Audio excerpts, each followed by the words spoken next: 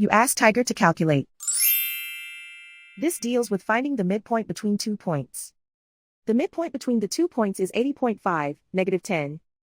Let's solve it step by step. Plot the 2 points and calculate the midpoint using the formula. The coordinates of point 1 are, x1 equals 66, y1 equals -86. The coordinates of point 2 are, x2 equals 95, y2 equals 66. PM represents the midpoint of the 2 points.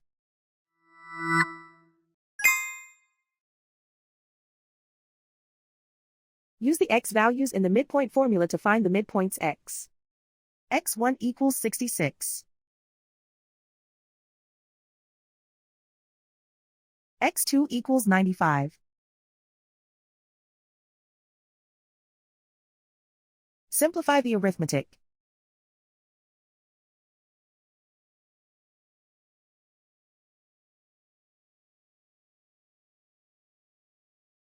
Use the y values in the midpoint formula to find the midpoints y. y1 equals -86. y2 equals 66. Simplify the arithmetic.